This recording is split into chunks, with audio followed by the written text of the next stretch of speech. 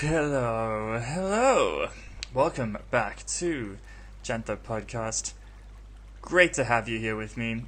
This is episode 5 already, and we're dealing with book 4. As per usual, I really do encourage you to listen to the other ones first, because this is not going to make any sense. Especially this one, because we're moving into book 4, The Bridge of Offerings. This book kind of snuck up on me. During the rewrites, 2 new chapters just kind of came out of nowhere, which is great on one hand, but then when it comes to podcast recording time, it does add a lot extra content. So unfortunately with this one, I'm going to do my best to kind of just skim it and not go as deep as I normally do, just for time reasons. But just a brief overview, and you should know this already if you listened to the last episode, where we spoke about the 2 bridges, the kind of highway of information that enters your person via the external universe, kind of giving you attention and demanding answers from your being and your unique mind and your internal universe. But now we're going to go the other direction, and this is more about you, what you put out there, the things you say, the things you do, how that affects you, how to maximize results, and just how to have a wonderful time doing it. So, going straight in, chapter 4.1, Knowing When to Shut the Hell Up. Rude, but important, because this is all about how the moment you do anything or say anything, it's not yours anymore. You've given it up. You've given it to the external universe and said, "Here, do what you will," and it will. And sometimes it's not going to be great what it does with it, and sometimes it will be. So you've just got to be comfortable with that. Everything you do, every action you take, every word you say, can and will be used however the universe seems fit. Now, as we've discussed, even concentrating on things that you don't like is going to bring them more into the forefront of your reality. But nothing will bring it faster than putting it out there, taking it from your mind and putting it into the external. That's when it's really going to pick up momentum. That's when it's really going to, if you start building a reputation in amongst your friends or in amongst people about certain things you always post about, or certain things you always talk about, or certain actions you always take, that's when people are going to turn to you expecting that type of behavior, and they're actually just going to bring more of it into your life. So it works on so many levels of just really amplifying and duplicating itself in your mind, and that of course just is going to condition your gatekeeper, the reticular activating system in your mind, to notice more of this in your reality. So yeah, it's just everything you put out is a high-speed way of ensuring that more of it comes to you. You can even if you, well, that's the main thing, is we're especially talking about when you don't like something and you don't like it, so you talk about how much you don't like it, and you write about how much you don't like it, and you post complaining about it, and people go, "I also want to complain about that, and I'll come to you and complain about that because I know you like complaining about that," and it just gets bigger and bigger, bigger and bigger, bigger, and you start noticing it. Oh, there it is again. Oh, there it is again. Oh, there it is again. That's why we're saying knowing when to shut the hell up. Now, a big part of this chapter and the following 2 chapters are dealing with other human beings, because obviously that's what we talk about really when we talk about communication and we talk about consequences. You know, there are other examples, but generally, you know, and probably the most important is how we are relating to other people, and how we're affecting their lives, and how they're affecting our lives, and who's bringing what to what table. So it's a strange thing that we cover in this chapter, is that one thing that we do try to do, we seem so desperate for people to not only understand us but to agree with us, and we really go out of our way to convince people that, like, well, I'm in the right, you need to listen to me. And sometimes these people are people that maybe we should do that. If you're raising a kid, that makes sense. This is your opportunity to apply what you've learned to a developing mind. You should do that. And then, of course, there's people in your life that you're close to, and you can have these types of conversations. But sometimes it's not. Sometimes it's a complete stranger on the internet. You see this all the time. Sometimes it's even someone that you don't really care about too much, but you just feel there's this ego thing that goes, I need them to see my point of view.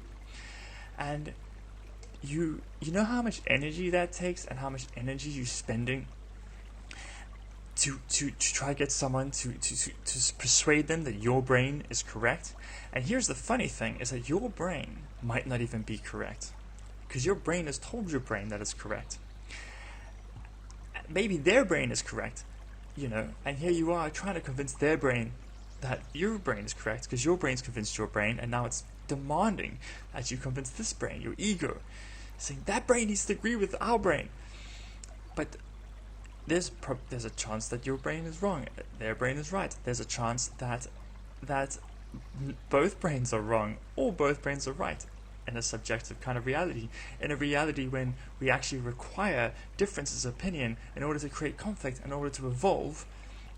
It's very, very strange when you start thinking about it that way. It's even stranger to think about, imagine, okay, maybe your brain is correct and their brain is incorrect, and then you spend all this energy and really intense, and then you manage to convince them. You've done it. Well done. One other brain. What was that really worth that energy? What kind of dent are you going to make in the greater picture by convincing one person? It's so silly. So silly. That same amount of energy, by the way, you can use that on writing a post on Facebook. Or even better, writing a book. Or even better, finding someone who agrees with you and then coming up with building an organization. Same amount of energy that you just spent focusing on someone else, that you can actually just put in that and then reach so many more people.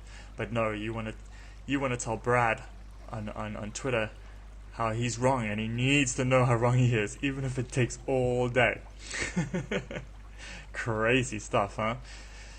Now, here's the other thing about that. What generally happens with these things, and you've seen it, you've probably been a part of it, it's not just your ego, it's also their ego. So now you got two people and going, no, I'm right. No, I'm right. And so there's these two kind of war of an argument. But you know what happens? Is that your gatekeeper is going, I see this. This is important to you. Okay, you need to find more people that are disagreeing with you like this, because you want to talk to them like this, and that's what you want. So then you're going to get more of it, and you're going to notice more of it, and you're going to get more offended, and you're going to get more defensive. And you're going to go, why are there so many people, and why is the world so stupid, and why does no one understand me, and why does no one agree with me? And it's like, because you legitimately have instructed your mind to find them. When you are feeling that way, just know that you are so out of touch with your true path, and you are not in a spiritual place, and especially when you're getting upset, angry, offended, that shows you have lost control of the situation completely. Or if someone comes up to you and says, did you know that water actually doesn't actually hydrate you? How much time would you spend in that argument? I mean, I personally would be like, okay, cool, man. That's unique. I'm kind of busy, actually, though, so that's cool. Good luck with that one. If you are confident enough in what you believe, you don't need this person to believe you, or you don't require validation. You don't need to be protective about it. There's no resistance. You just gotta be like, okay, cool, man. And then move on. Now, what's interesting though is, because Janthopoyism goes on and on and on. Conflict is so important. Conflict is the essence of evolution. Are arguments not good for this kind of progression? Something that we will touch on more. But everything is good for progression. Yes, of course. When you argue, yes, that does contribute to the evolution. But to feel uncomfortable and to feel angry and to feel kind of necessary to get all eager about it, that's not your true path. So it's just discomfort. You do not have to worry about conflict. That's what we're trying to get at. Trying to find harmony is better, because when conflict comes to you, that's the cosmos asking you a question. If you respond with further conflict, okay, that's great, and that still provides data, but it's not on your true path, first of all, and second of all, you don't have to worry about creating conflict. That's not your job. The conflict will come. I assure you. If you want to test this. Try live a life that has zero conflict. It will find you. It will find you by order. It doesn't matter. It will find you in your room. It can find you in your bed. It can find you anywhere. It can find you in your mind. You can't escape conflict. So don't worry about, oh no, we should argue because Janthopoyism said conflict is good. No, don't worry about that. You try to achieve harmony and try to find your true path, and let the conflict come. And especially when it comes to arguments, you generally find, unless it's someone that you get along with really well, and that's a different thing. Healthy debates, heated debates, another thing that we'll go into a bit later. But when it comes to, generally what you'll notice is it's people waiting for their turn to talk and talk at the person without getting anything in. So you don't grow from that. You're just going, I want to spout this information at this person so they can maybe understand me, and when they say something back at you, it hardly even goes in. You just go, oh no, that's made me think of something else, and now I have something else to say, so now I'm going to tell you stuff. Nothing's going in, just a whole bunch of garbage is coming out, and you don't learn from that. So, again, you've just got to go, okay, maybe I can learn from this person, then I'll ask questions. Maybe I can ask very, very well-designed questions that pick apart their argument. That's quite clever, because you learn, and then you're kind of also getting to the root of what they're saying. But don't feel the need to say, oh, but they need to understand me too. Rather get the information from them, grow from that information. Don't worry about giving them information. Why would you need to do that? Because every stance is valid, and it's all part of this universal energy, right? So you can take it in. Even if you like this person stupid, ask some questions, get some information, maybe you can grow from it. Don't feel the need to tell about your stuff, walk away. If you notice that your energy goes, and you suddenly go, that made me feel really negative, that's excellent. That's not telling you, hey, there's something here that's bothering you.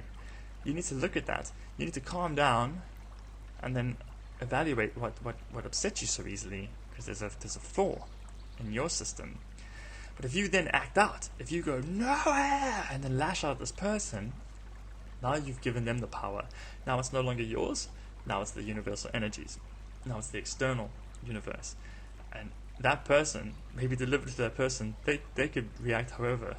They could say something really horrific. They could punch you in the face, or they could just say something that really makes you feel like an idiot. So pause. Be amused. Seek the better thought. Seek the better emotions. For me, one thing I've also noticed is, like, when it comes to making statements, when it comes to getting your opinion out there, really make sure you know what you're trying to say before you say it. Because if you can say something truly brilliant, and not just a one-on-one basis, try to say it so it reaches a maximum amount of audience, because it's the same amount of energy, but you reach as many minds as possible. And if you say something so powerful, then someone can come along and actually question it, or even try to fight you about it, and you don't need to do anything, because other people will then come to your defense. And you can learn from their exchange by watching it. But that should always be the goal. Speak as little as possible, speak as powerful as possible, and then let the other people deal with that at that point. You want to just put a full stop. And then, that's not even if you have to. Normally, what you want to do is just take that energy and focus it straight back onto your passion, your true path. Don't let things knock you off of it. It's not about suppressing your information. It's not about avoiding issues. It's about delegating energy. something piques your emotion, if you get a spike of a strange energy, don't spend it there, spend it elsewhere. Spend it on people that want to hear what you have to say, because that way you evolve and other people evolve, internal and external, and more importantly, it trains your gatekeeper to look for the right things. And we're just going to kind of continue on with these thoughts, this subject, over the next few chapters. Chapter 4.2, Knowing When to Let It All Out. So this is a continuation, obviously, but it's also it's very similar in other ways, because we are trying to tell you that, we're not telling you like, oh no, just keep quiet all the time. Taoism kind of teaches that, don't do anything, don't touch anything. But no, we're not saying that. We're saying no. If you're trying to provoke a reaction, if you're trying to spew out loaded words, if you're coming from a place of anger, or if you're unsure what you say and there's a hesitancy in your mind, we say stop. Also, it's beneficial to note that there are conditioned responses that are useful. This is where the brain is actually awesome, and I know we rub the brain into dirt throughout the scripture, and it's quite rude that we do that, because the mind is so powerful. We know this. That's the problem, is that it knows it's powerful, and it's taken the reins, and it's become this self-aware entity that's just causing problems. But when you take it from a level of, okay, what are the actual functions? There are responses that are conditioned. Like, for example, trying to put your PIN code in at the ATM. If you pause before you do that, wait, let me pause before I make this action and make sure my energy's in the right place. What the hell? That's not only useless, but you might forget. This has happened to me. You might forget your PIN because you've overthought it. What was it again? You're supposed to just rely on the mental muscle memory kind of thing. And also, like, when you see someone that you haven't seen for a while, you don't want to be like, wait, let me just make sure that I actually want to talk to this person. No, you want to be like, no, right now, look at that person, go for it. This is a good feeling. As soon as if it's flowing and it's easy and it's healthy, go with it. Spontaneity is great. You do have to think a little bit in advance, of course, as we've spoken about before. If you suddenly if someone says, hey, do you want to do this thing, and it's a little bit naughty, and it sounds great, do think a couple of steps in advance, though. You don't want to make decisions that are going to affect your future, because we're talking about evolution here and we're talking about progress. So you have to think a few steps in advance for sure. But generally, you know what it is when it's like, wow, that feels amazing. I don't even feel like you had too much time. You wouldn't even think to stop and contemplate. It's a beautiful thing, and you just go with it. Because if you do make decisions with this in mind, within your morals and within the flow of happiness, it really doesn't matter what happens.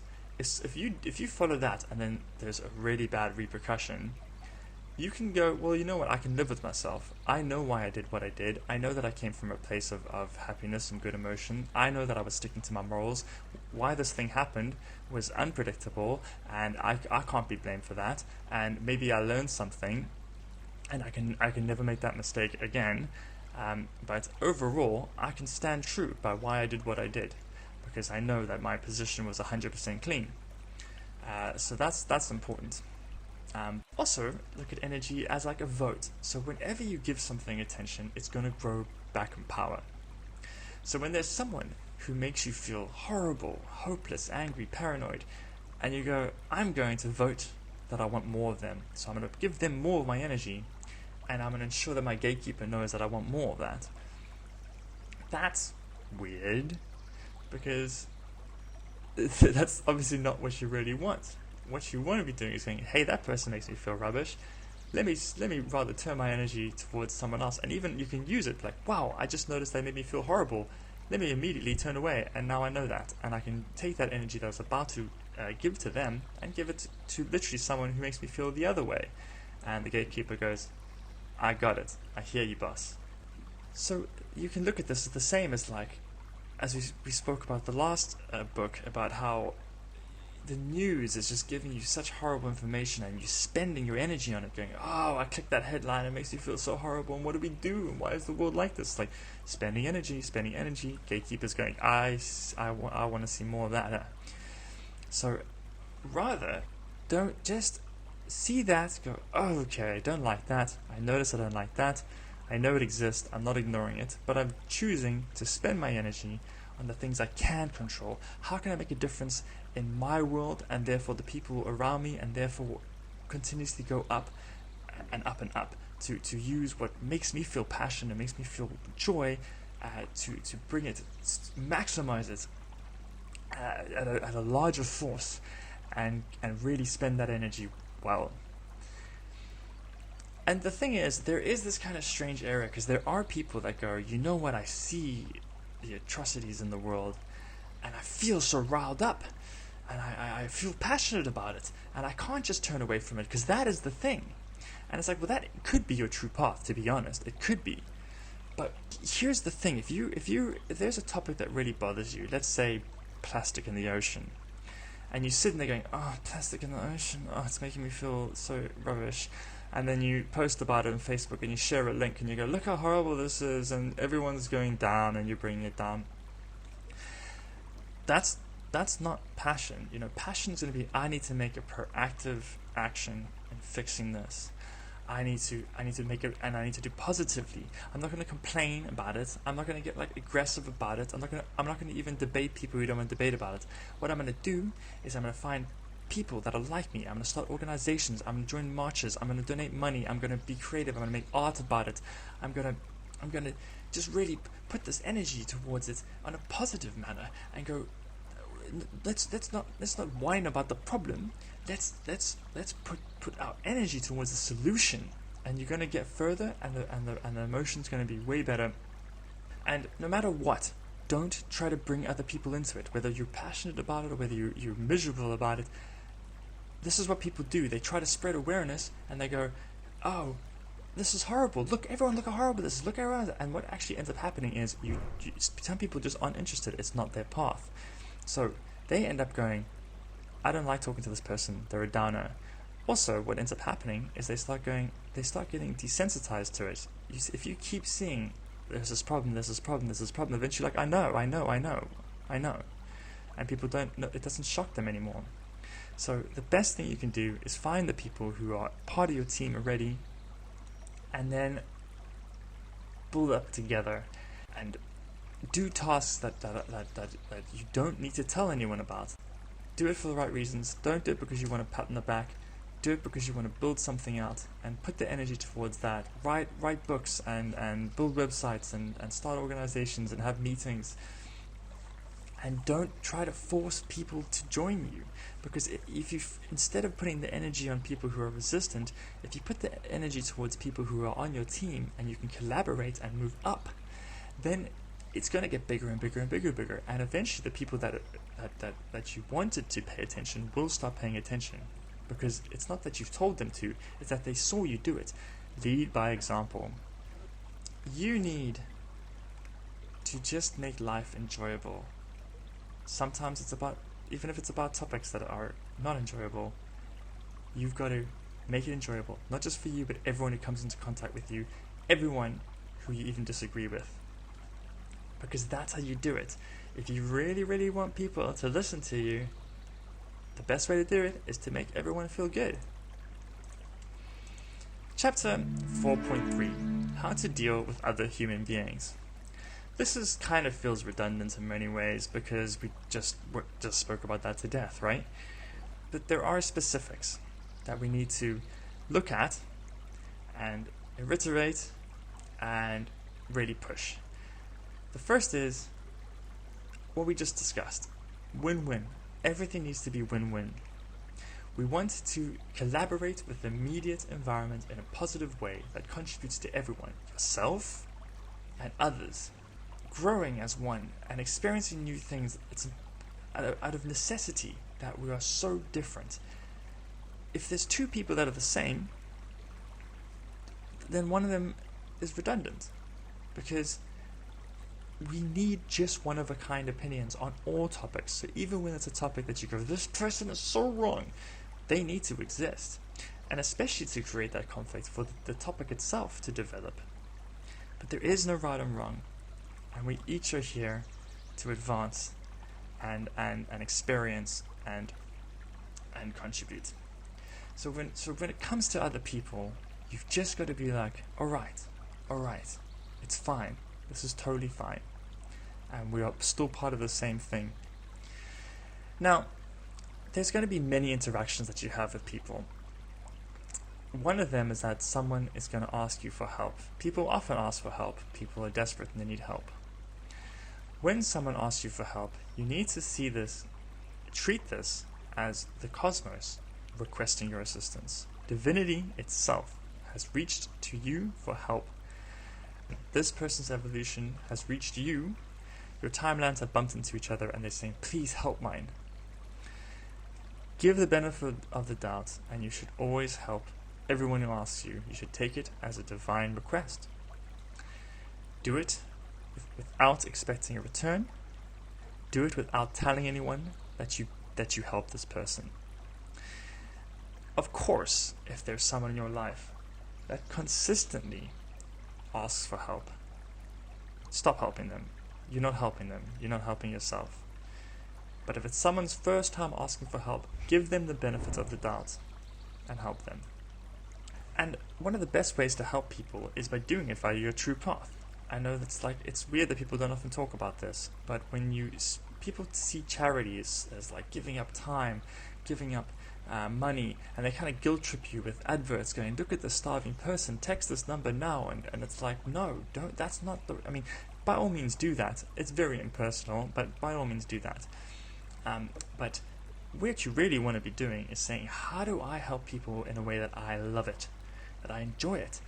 Look at what you do, look at your true path, look at your passions, look at your work, look at who you are as a person, what makes you happy, analyze it, and then go, how can I use this to help other people? And that's the best way to become a charitable person. And you truly want to benefit everyone, even the people you don't like. No, that's hard, but if you want something, if you're really looking at someone and wishing the worst for them, you are so far away from understanding what we're talking about. Your spiritual alignment is incorrect, and you are not viewing the universe as a singular entity whatsoever. Yeah, it's like, why would you want to sabotage the entire operation? And the best thing about this is, even if you don't like some people, that's okay. You can still be nice with them. You can still be on good terms. It's very simple.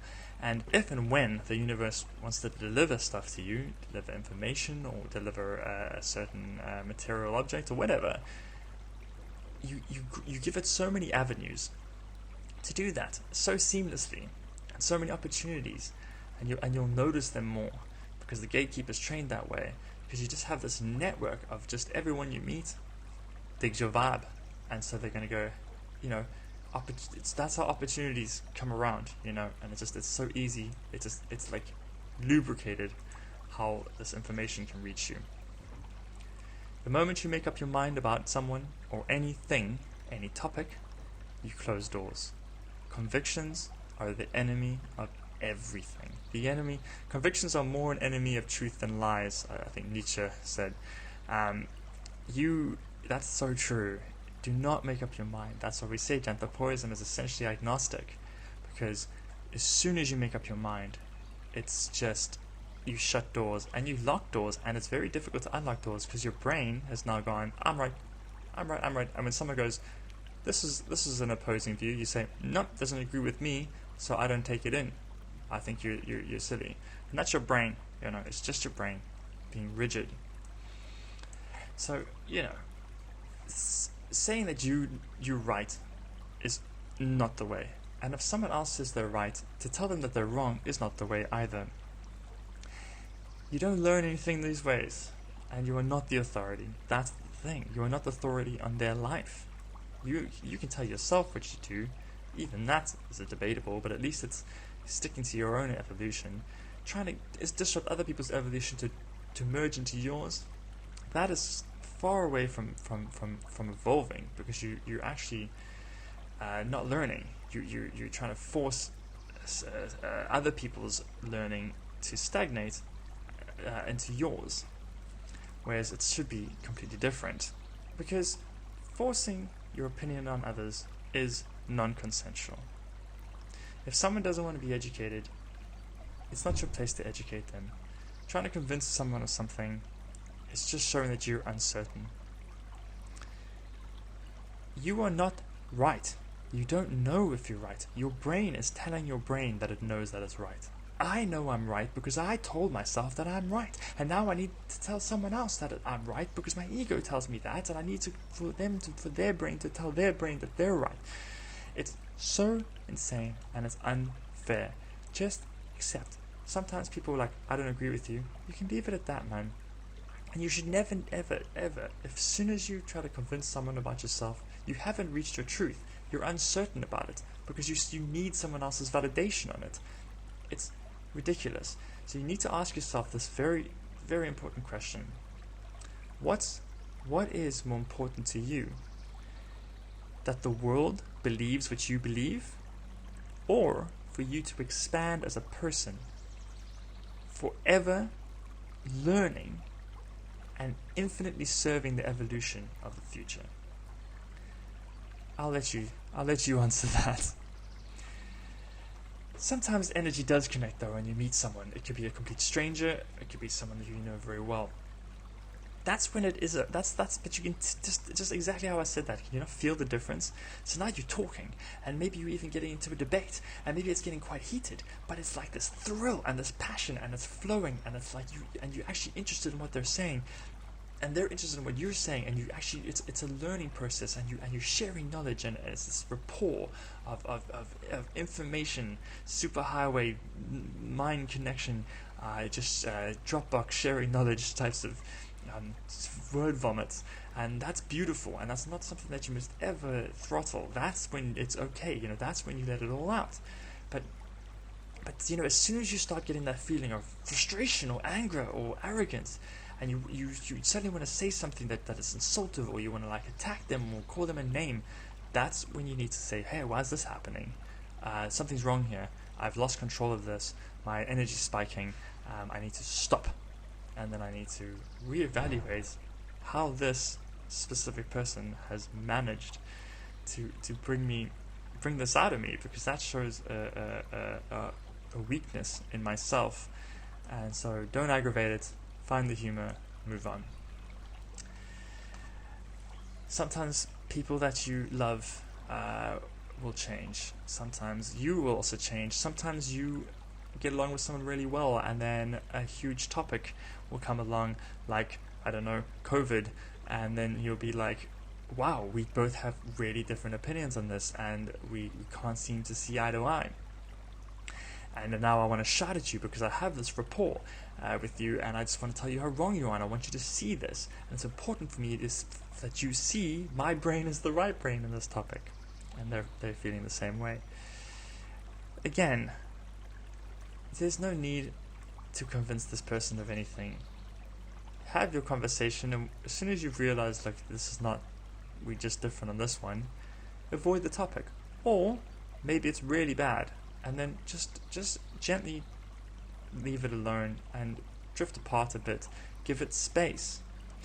You never need a dramatic exit. You never need to tell someone, you know what, screw you, I don't want to be your friend anymore. There's never a need for that, because that's damaging. Rather just take a back seat and take a breather, and then hopefully at a later date when the world calms down, you can nurture it back. And when it's time to do that, you should be the one to pursue this reconnection, because forgiveness is not about the other person, whether they deserve it or not. It's about you. You are the one who's holding onto this resentment, and that's giving your emotions pain. So if you're going, I just wish this person would apologize, it's like, that's silly. You should be the one who takes the initiative. Don't feel a need for them to understand your way or anything like that. Just try to patch it up so you can get your emotions back into that space. And here's a little trick that really works, is that you can actually make a person into whatever you want them to be. And this is how you do it. Instead of picking apart the things you don't like and complaining about the things that you think that they were wrong about, compliment the stuff that you do like. And the more you say, I really like how you like that. I really appreciate how humorous you are. I think it's great that you're willing to have conversations. These kind of things. You're such a compassionate person, isn't that lovely? Then not only will you start your training your gatekeeper to notice that more about them and forget about the other stuff, they will also become that person in front of you, because they're getting a warm feeling of like, hey, this person noticed that about me. Every time I see this person, it's so nice that they recognize this about me, and that's how it's going to come out of them. And then you can even flip this around, and then you can say, okay, well, what version do I want myself to be in their eyes? And you can start being more that version of yourself to that certain person, and then you will manifest differently in front of them. But sometimes the point is that you're just not going to like everyone, and some people do bring out the worst in other people. There's just a bad connection. It's not bad people, it's not one person right, one person wrong, it's not good energy and bad energy. It's neurological reactions that have developed in different ways, and then the puzzle pieces don't fit. It's a waste of your time to think too much about this. It doesn't promote your evolution. You have nothing to offer this person. That's fine. Turn and turn and turn until you find the person that you do have something to offer, and then give it to them. Because here's the thing. As we talk about the external universe, and as we talk about the things you put out coming back and getting bigger in your life, the people you hang out with, the influence they have on absolutely everything is immeasurable. The company that you keep and who you know is everything. You've got to be selective. You've got to find the people that make you feel the best. You've got to find the people that bring the best out of you, that make you evolve, that have that encourage you and make you move faster down your true path. And if you think that you are really great and you're destined to change the course of history, that's the ego, but also that's fine, because the people who did change the course of history believed in themselves in that way. But that's not done by convincing one person at a time that you're right, or having little debates with Johnny down the road. This is about living it so loudly and proudly that people see you. You don't need to tell them anything. They see you and go, this dude is inspiration. I want to know more. I want to follow them. I want to be around them. And the more that happens, and the more people that start to follow you and pay attention to you, the more it will snowball, and other people will go, you know what, I didn't listen to that person at first, but it's been some time has passed, and I see a lot of people are listening. Maybe I should actually give this a second thought. Because here's the thing, the only statement any genuine influencer should ever make is this: look at me, look at my life. If you want a life like mine, then I can show you the way. If you can't say that, if you're trying to convince people to follow you or listen to you, but your life is miserable and you're depressed and you're whining and you're aggressive, you are not in a position to tell anyone to do that, because if anyone actually follows you, they're going to be as miserable as you. You need to be in a position where people actually want to be where you are. And the only way to do that is to lead by example. So if someone sees you, if they say, I don't want to listen to you, it's like, fine, bro, I don't need you to listen to me. I'm going this way. But if someone goes, look at that guy go that way, I want to go that way too. That is truly how you build an army. Chapter 4.4. Dealing with your wrong emotions right. This is a new chapter. It's kind of come out of one of the older ones and got expanded because, it's complicated. Because here's the thing we talk about. Physical and emotional, they have the same mechanism to teach you. Physical, emotional, if it feels good, it's because it is good. You should pursue more of it. Physical, emotional, if something feels bad, it's because it is bad, and you should move on to something else immediately. So simple, but unfortunately there are tiny little things that we have to address, and I think a lot of people who listened to this knew this was coming.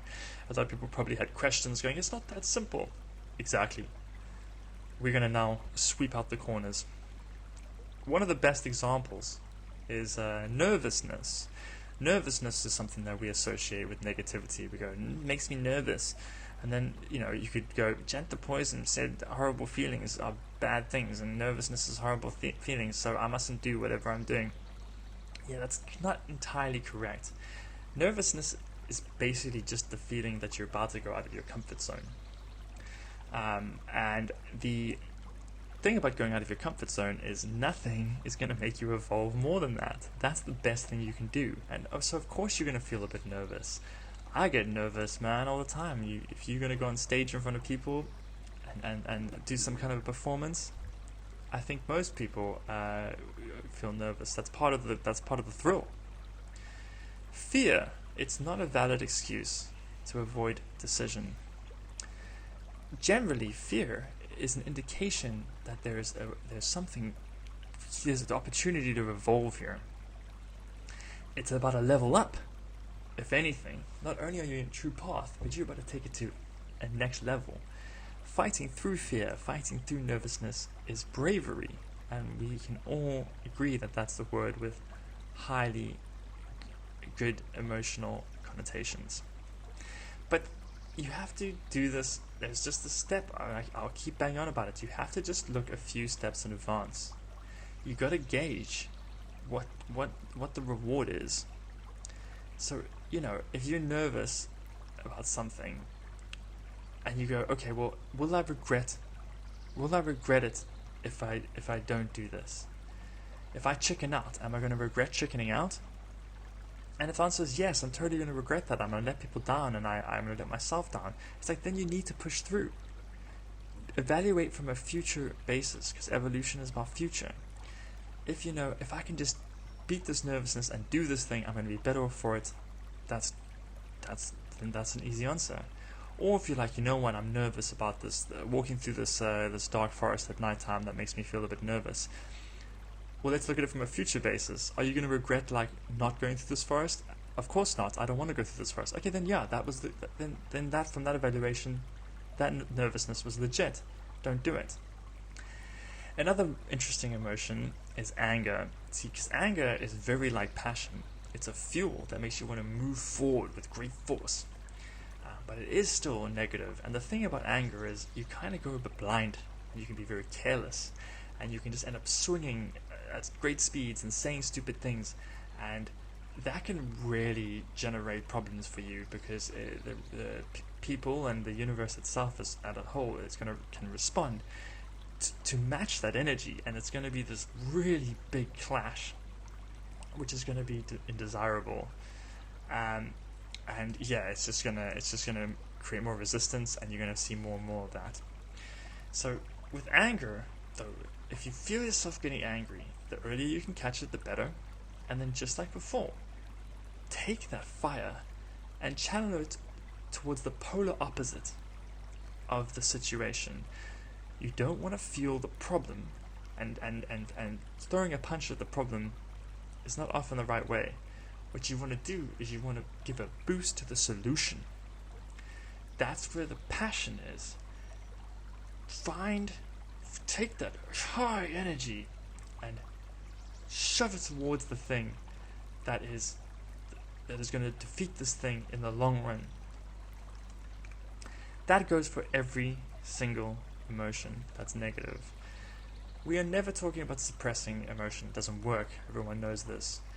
We're talking about recognizing it and then using it to say, okay, so obviously I don't like something here. I'm going to turn to what the solution is and put that energy there, and there'll be an automatic relief, and it should be kind of very, very almost immediate feeling of switch from negative to positive. And the more you do this, the more your brain's going to automate this, and the more your gatekeeper is going to say, oh, I understand. Yes, okay, so when I see that thing that gives me that feeling, I need to look for this. I need to look for the solutions. And you get better and better and better and better. In the scripture, there's this quote that says, when life gives you lemons, make lemonade Sell the lemonade. Use the profits to build a lemonade empire. That's what you've got to do. There's so many. Look at pain inspires art. Use it. Loss inspires improved replacement. Harsh words can become comedy. Injury can spark fashion accessories. As long as you change your mindset to go, bad thing, okay, what's the good thing? How do I spin this? And you're gonna get better and better at it. Chapter 4.5, Playing Cards with God. This is another new chapter, which is great, because this is something super powerful, and I just want to go through it as fast as possible.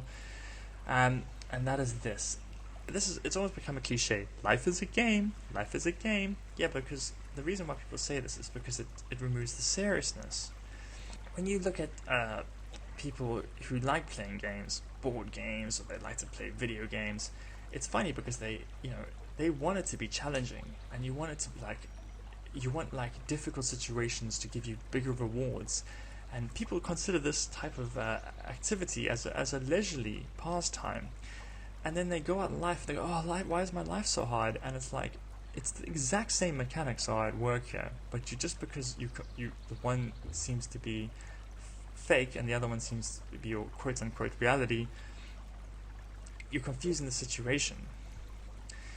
So we've come up with an analogy that really works for me, at least. I hope it works for other people, but if obviously you find your own adaptation.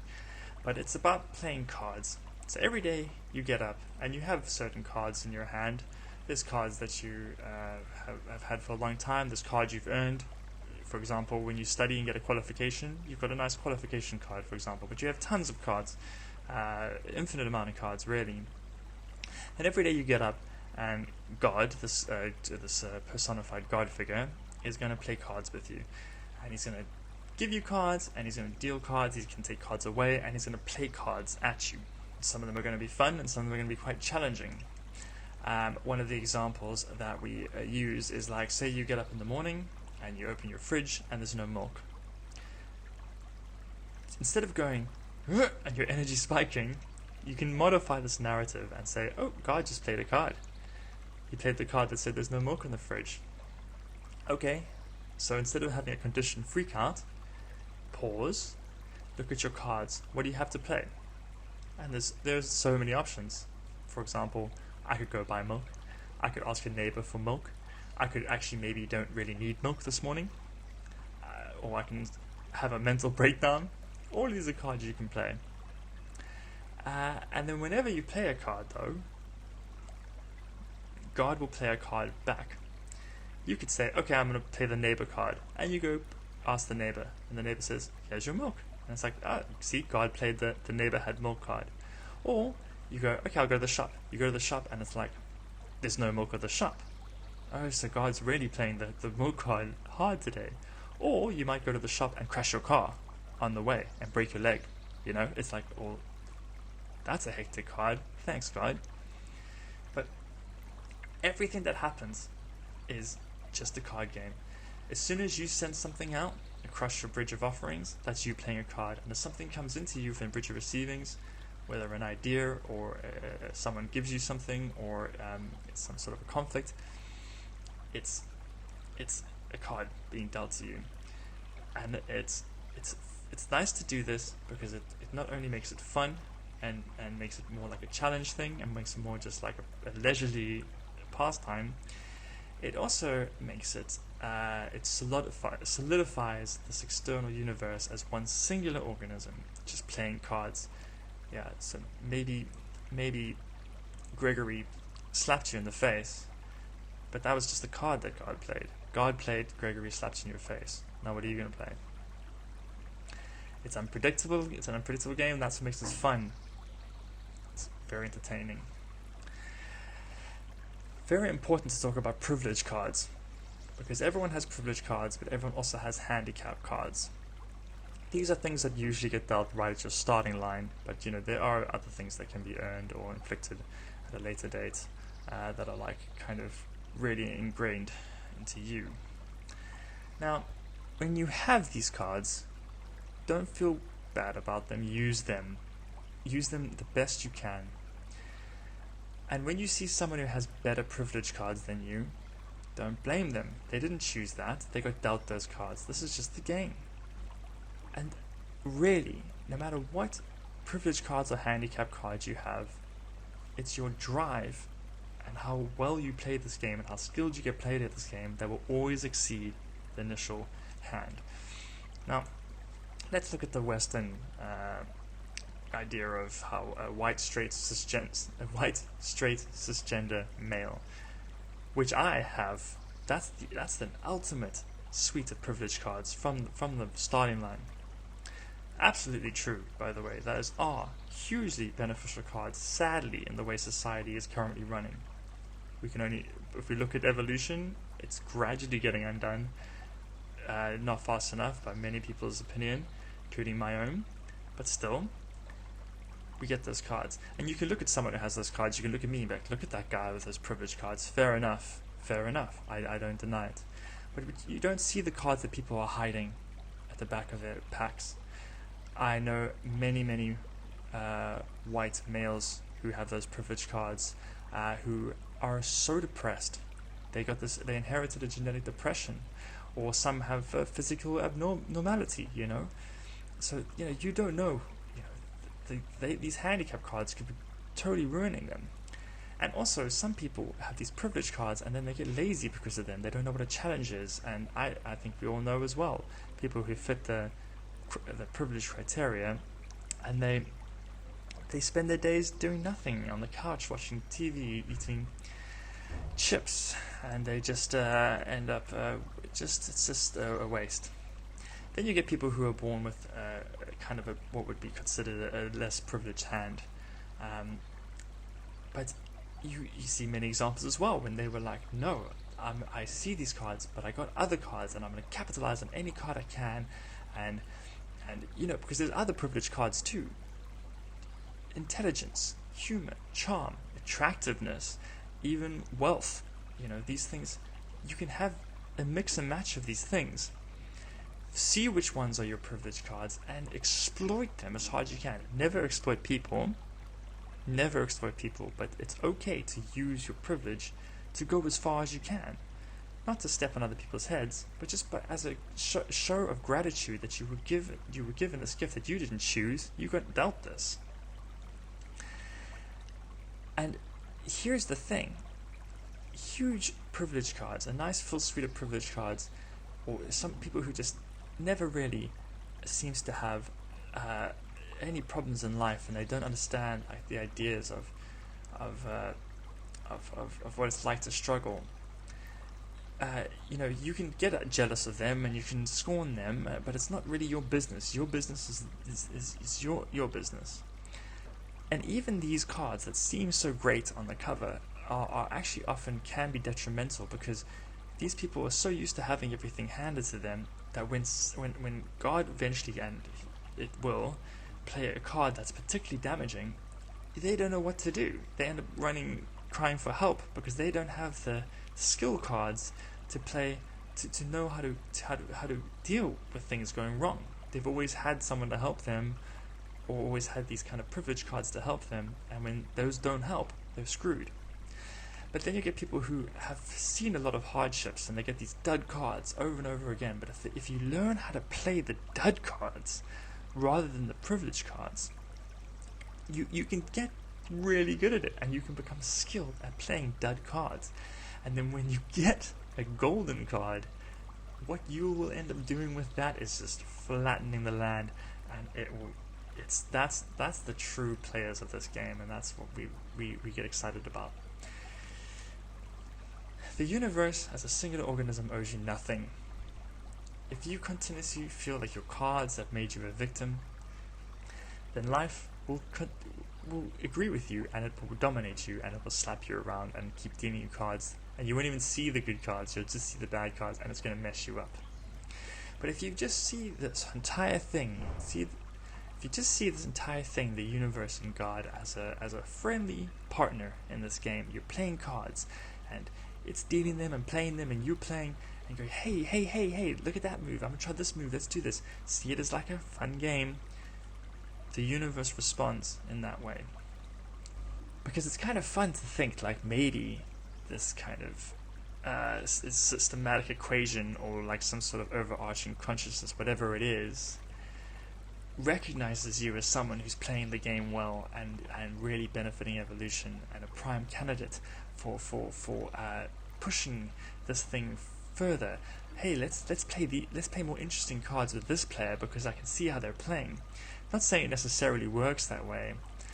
We will never know, but it's fun to think that maybe it does. And there is evidence, you see people who appear to just have extraordinary lives and constantly things falling into their lap, which we believe is hugely perspective based, but also maybe kind of a little more esoteric, but who's to say? Not me. Chapter 4.6. So does prayer work or what? The answer may surprise you. Oh god, the clickbait, it hurts. Okay, when we talk about Book X, the final book that we are keeping secret, that's the kind of, the mysticism side of Janthopoyism. This is the closest we kind of get sort of to it within the main core 6 books. And most of it actually we've already covered. That's how it goes. We're building foundations and we're going up. So let's just quickly remember the gatekeeper, right? Particular activating system. The more you focus on something, the more you notice it in reality. Your brain deems things worthy of entrance and blocks things that seem unnecessary. It's reality is like targeted ads. Click on something, click on something, click on something. It's going to start serving you that ads in the sidebar. This is exactly the same as how the brain works. And that's why everyone's evolved so differently. You can take a whole bunch of people, as many people as you want, put them in a room, and each one will interpret the space differently.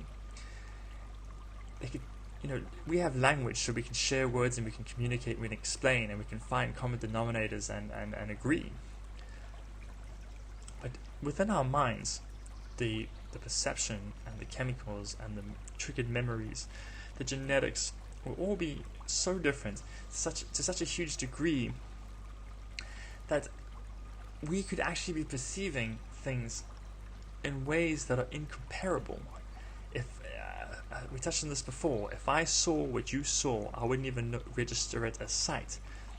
You've evolved your perception and development of your mind independently, so we don't even know. When you taste and I taste, it could actually be a different sense, entirely incomparable sense.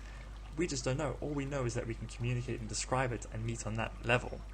What kind of is a theory, and it is a theory, but it's that there's a kind of basic wireframe. It's like if 3 people are running blindfolded and you put a table in the way, they're all going to run into the table because the wireframe is saying there's a table, that's 2 things of matter smashing into it. But how they feel about it, what they remember when they do it, how they react to it, whether they find it funny or whether they find it cruel, it just shows that the actual meat on the wireframe is based on the perception of the person. Remember the film, it's what you focus on. Now that's all great, but to go deeper into this is to go into the quantum mechanic level. There is an experiment for the double slit experiment. I hope you know about this. If you don't, it's well worth looking at. It's illustrated and proven the observer effect in quantum mechanics, and there's specifically the Copenhagen interpretation that has influenced so much thought in the realms of science, but also in the realms of New Age spirituality, and Janthopoyism massively included. And just in a really simplest summary is that matter itself changes when observed, proven phenomenon. Electrons are waves when you don't look at them, and when you look at them they become solid particles. Now when you keep in mind that everything is electrons, everything, it means that legitimately when you look at something, it's kind of becoming itself when you look at it, but when you're not looking at it, it's kind of existing in a more loose sense. It's more vibrations, and it could be in multiple places at once, but then when you look at it, it becomes a specific thing, which on a scientific level is proving that we are perceiving our reality in order for it to exist. If reality isn't perceived, it doesn't exist. When you take that with the fact that our minds are obviously perceiving in such different manners, it naturally leads on to the fact that we are actually quite literally creating our own realities, and that perhaps there isn't an objective reality, that the entire thing is subjective. And each one of us are building this reality around us, which is absolutely correct, even if they're contradictory. Even if someone believes something that's different to you, in their reality it's 100% true, and in your reality it's 100% untrue. But it's not that someone's right and someone's wrong. It's that there is actually a reality forming as it's being perceived by the individual mind. And once you kind of grasp this, that's when you start to really understand the gatekeeper's role and how you can not only notice things, but actually make it reality. It's all perception. So people talk about the law of attraction, and that's kind of what they're saying. Really change your perception, and the reality will swirl around into that thing that you want it to be. But this new age idea, new thought idea, dates back. Well, what do you think about magic spells? What's the difference? People used to perform rituals, that's putting their energy out. They would believe that something would come, that would be their perspective, and then, lo and behold, reality would obey and bring them as a thing. That's why magic spells have been famous and persisted forever. And now, tell me what's the difference between that and prayer. It's exactly the same. It's taking your thoughts and beliefs and perception and going, I believe this, and if I believe in this power, and if I can just get the right energy out, reality is going to obey. And that's what quantum mechanics is now indicating happens. If you look back through history and you look through religion, I believe that was what they were doing. They personified the cosmos. They personified, in a polytheistic, they personified the god of love and the god of crops, anything, the god of the sun and the god of fertility. They personified pieces of the cosmos so they could communicate with it, and therefore easier grasp this understanding, and then therefore alter their perception, and the reality around would obey. Even in a monotheistic sense, taking the cosmos, this huge kind of physics and the power behind it, and these kind of strange mechanics, personifying it so you can communicate with it, and then in that way put out the correct energy, coherent energy, that therefore forms the reality around you. Now we kind of lost a bit of that as science has overtaken and people have demanded more logic, but with quantum mechanics it's kind of making a comeback, and the new age beliefs, so heavily based in Hinduism, making a comeback. And here's the thing, people talk about prayer doesn't work. Hey man, prayer works if you believe it works, and if you don't believe it works, unfortunately it doesn't. But the one thing you can't argue is that prayer has persisted forever, and people still do it, and people have always done it, and I assure you that it wouldn't have lasted that long if it did not work. So, but obviously the thing is, you can't just tell people you need to start praying. It's not going to work. If you start going, okay, I'm going to try pray because Janthopoyism said this works, and you feel a bit silly and you feel like this is unrealistic, it's not going to work. Everyone knows this. That's even what the Wiccan spells teach. They say you have to believe it's going to work in order for it to work. I mean, that's like blatantly telling you what we've been saying. It's not about what you're doing, it's that you believe that it will work. Because your perception will believe it, your reality will obey, your gatekeeper will look for a confirmation, and seriously just believing it through a perceptive basis. Suddenly it's there, because you noticed it, because both paths were there, but you only saw the one that you trained yourself to see, and then you take it. So, but luckily, here's the thing. Okay, prayer. say you have a problem with prayer. Okay, God. Say you have a problem with God. Atheists. Then that's okay, because there's actually many ways of doing this. And there's a list here, a quick list in this chapter. Book X is going to have a much bigger one. But here's some ideas. Listen to me and take note of the ones that you get a good feeling. Some of these are going to sound stupid to you. Some of them are going to sound good. For other people, it'll be the opposite ones. It's not about, none of them are wrong or right. It's about the one that your brain goes, oh no, I can understand that. It's like, well, that's the one you pursue, because that's the one you can convince your brain that is correct. Your perception will change. The reality will form in that way. The gatekeeper will look for the things. So just feel the vibrations. Okay. Repeating affirmations, maintaining an optimistic attitude, carrying your lucky coin, wearing a particular hat, consuming related educational material, fasting, hanging out with like-minded minds, restricting undesirable behaviors, being a good person, stroking crystals, creatively painting or writing about your ideal scenarios, burning incense, creating vision boards, praising the sun, jogging through a forest, meditating in a bush, flipping tarot cards, performing a manifestation dance, letting go of resistance during a sexual connection, rhythmically beating a drum to a mantra, helping the less fortunate, visualizing your future life in the present tense, or even just working hard on something you love. All of those can be viewed as silly, or those can be viewed as just actions, or they can be viewed as worship and prayer. Anything that's a positive forward movement with the intent of getting somewhere, and something that has the potential to shift your thoughts in alignment with a self-assured emotion. That is what worship is. It's going, I'm finding the good feeling, I'm finding the thing that matters. This will work, this will get me into the space, this is going to bring the thing that I like, this helps me get there. All of that can be viewed as worship. All of that can be viewed as prayer. If it doesn't sound like it'll work to you, then it won't work. If one of those sound like it will work to you, it will work. Follow the excitement until your brain goes, this one makes sense to me.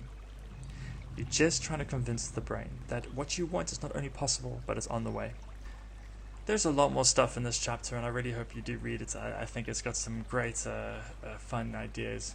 But I just wanted to quickly say that a lot of these, if you start getting triumphant results, there's always this feeling like, well, maybe that's a coincidence. And other people will say that. They'll say, oh, you think your prayer got that. It's just a coincidence that happened. You know, it's like the placebo effect. They'll say, oh, it's all in your head. You believed it, so it happened. Here's the thing. Everything is in your head. Everything is in your head. You perceive it in your mind and nowhere else. You have no proof that anything that exists outside of your head. It could be all a figment of your imagination, this entire universe. So when someone says, it's all in your head, well done, brother. Yes, it's all in my head. But here's the point. If I'm able to cure ailments, if I'm able to create coincidences on a whim, then who cares if it's in my head? If it works, it works. And the thing is, the more you do it, the more it works. And eventually it's like, oof, that's eerie. And I don't know. Eventually there's so many coincidences happen that you kind of go, it's no longer statistically viable to call this many coincidences. We're going to go massively into that at the final book X. So yeah, hopefully you found something there that was interesting. Chapter 4.7, Janthopoyism versus the Law of Attraction. Now, okay, so the last chapter, I think you can kind of go, oh, well, that's Law of Attraction, right? Okay, so you put the certain energy out and you focus on something positively and then it manifests before you. Sure, and that is a huge influence to Janthopoyism's teachings, that movement, but it's not quite what we are saying, because Law of Attraction is kind of saying, well, you want something, so if you can just think the right way, it'll kind of just appear magically to you. You could even just, if you're really good at it, you can kind of sit in your room and you can kind of manifest something, but it's all kind of magical and like groundbreaking, whereas Janthopoyism is a little more like, logical, because the gatekeeper is essentially what we're saying. The particular activating systems in your mind, if you continuously focus on certain things, it's going to seek it out in reality, and that's how it manifests. It's not that it's necessarily appearing when it didn't appear before. It's just that you've now tuned yourself into noticing certain things. Like how you might get your hair cut and your partner won't even notice. But then if you meet a friend who you don't really know very well, but they're a hairdresser, they'll say, you cut your hair. Why is that? It's because they're tuned into hair. You experience this all the time. And is that law of attraction? It's like, ooh, I'm noticing hair all the time because I'm focusing on hair. It's manifesting. It's like, no, you're manifesting hair because you think about hair all the time, so you're noticing it. So that's the point about visualization. When you go, okay, I want something, visualize getting it. That's great. Yes, I want this thing. Think about what it's like to have it. Think about it in present tense. It's not that you're going to manifest it like suddenly you're going to get a knock on the door and someone's going to hand it to you. You're going to seek reality for validation. And it's going to say, you're going to say, I want success. I believe I can have success. I believe I have success in the future. And eventually your gatekeeper is going to be looking for that. Success, success, success. There, that path over there, that's going to get you where you want to go. I noticed it because you told me that I must notice it. Here's the flip side. The path of success and the path of failure were both there. And so if you were looking for signs of failure, you would have found that too. And you go, oh, I knew it. You didn't know anything. Everything is there. All of it. All options are there. It exists on multiple levels.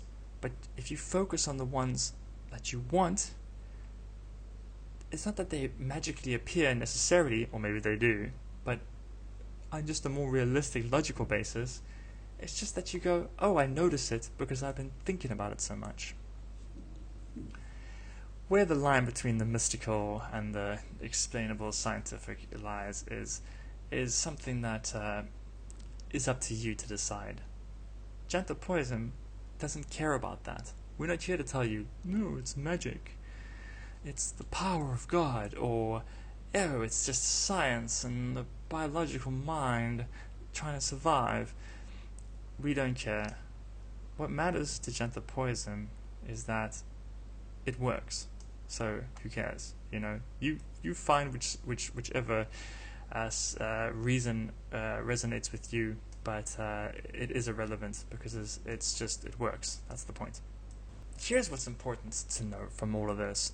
First of all, there is a definite scientific possibility that we live in an environment where our perceptions shape the world around us. Quantum Mechanics 101. Even that wording is loose. Saying possibility. It's pretty much proven. But that's step one. You gotta take that away. And number two, there is a significant advantage to convincing your brain that it may hold such an influence.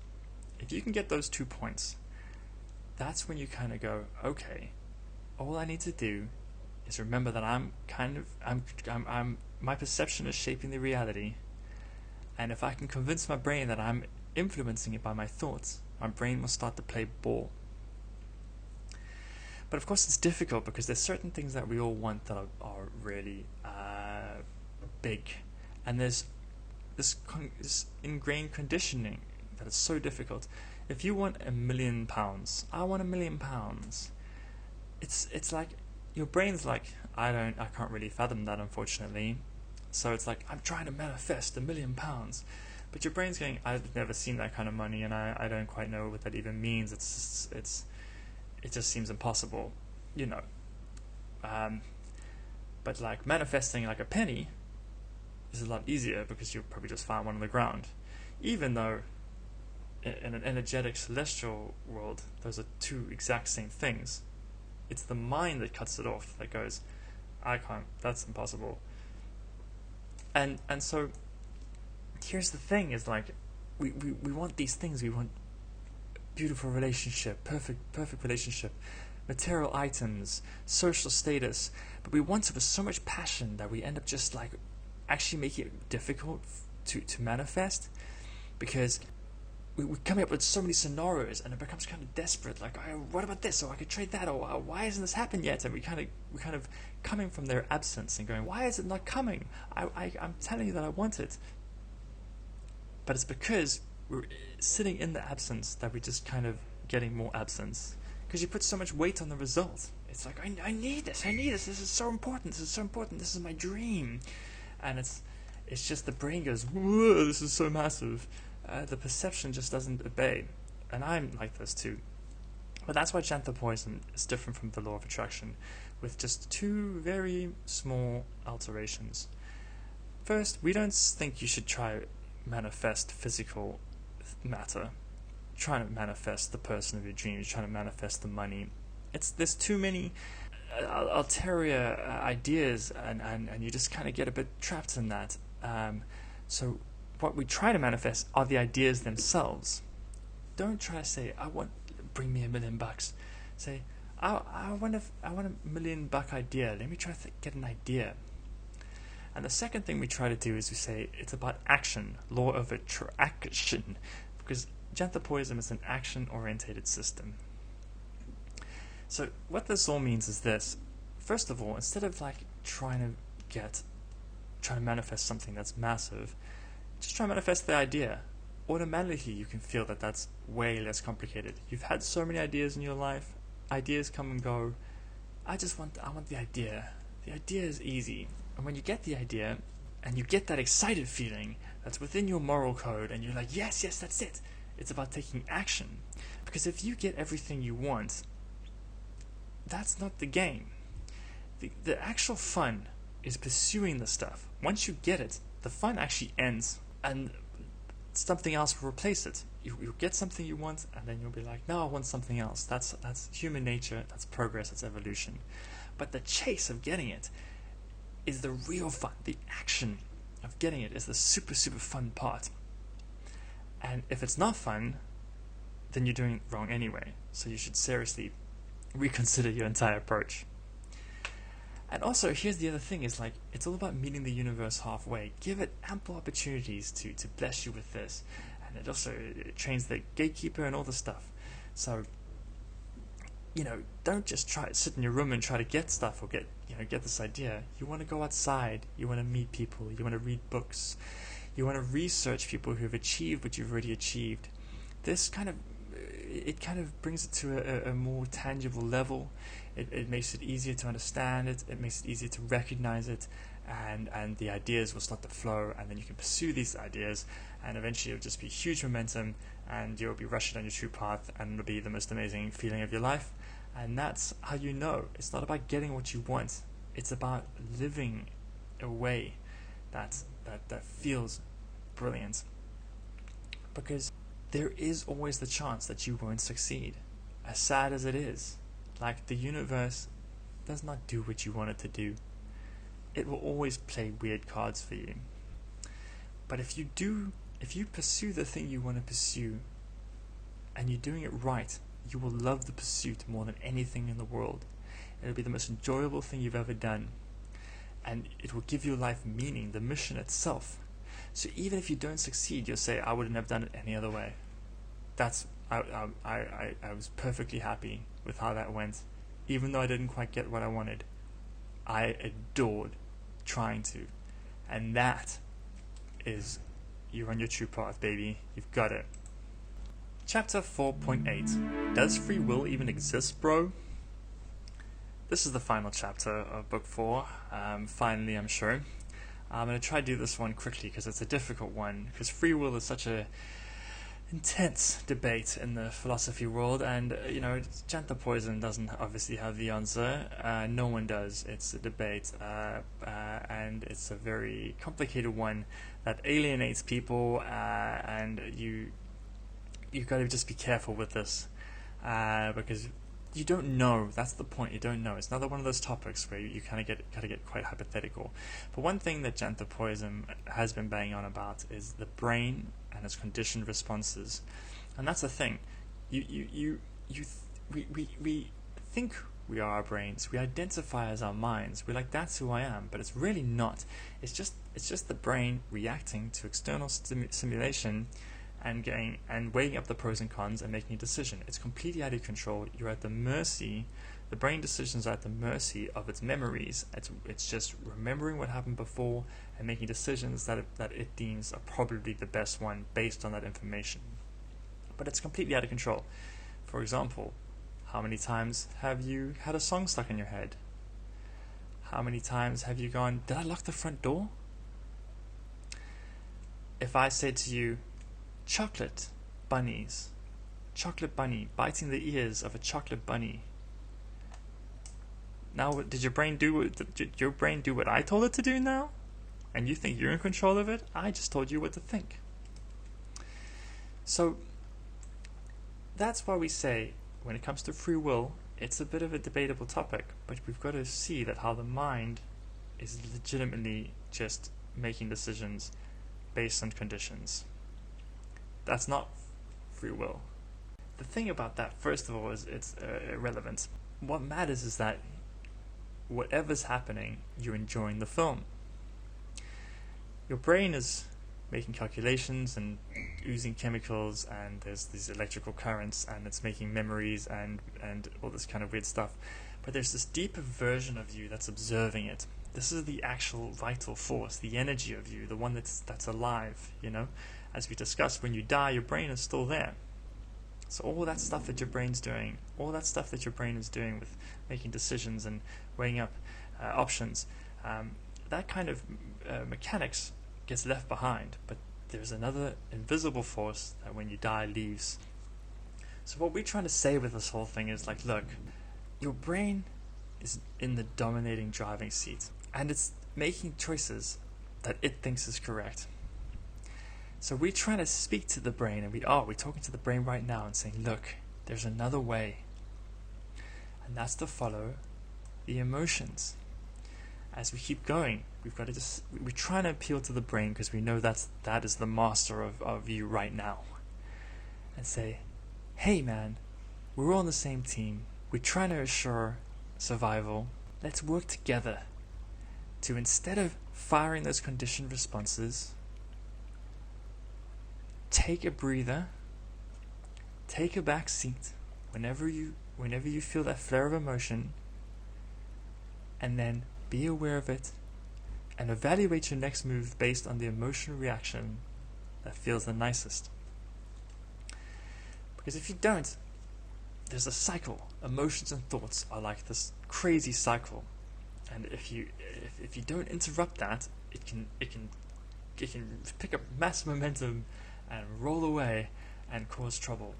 Because something will happen, your brain will give a conditioned response, your energy will spike, your brain feels the spike, the brain starts to get another kind of hyperactive idea, and then this whole kind of process of just blindness and a rapid machine gun fire of conditioned responses based on extremely intense negative emotions are very, very dangerous. The thing is to start identifying yourself as not your mind, but that emotional energy. And this emotional energy is what's observing everything, and it's the thing that kind of feels things. And so when your brain keeps making these stupid decisions and you keep feeling like, I can't believe I did that thing again, and again, your emotions like, this film sucks, and it's like you're getting this horrible emotion that's being tortured watching this horrible film. But if you start to kind of come into that awareness and be the observer, then you observe the thoughts, and the brain will notice this. It's one of the craziest things. Listen to your mind. Your brain, observe the brain. Come from the pace of your energy that's not only in your brain, but you can feel it throughout your body. Listen to the thoughts. And often what will happen, the brain just stops. It just goes quiet because it realizes it's being listened to.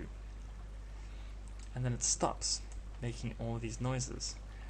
And from that point, you can make better decisions moving forward. From the place of not what the mind is going, from the energy going, there's no resistance on that path. There's less resistance on that path. Let's take that one. We will go into this later, so I hope this, if this doesn't make too much sense, we will go into it deeper realms. But for now, basically to summarize, we really just want our thoughts to take the back seat, to recondition them to favor emotions automatically.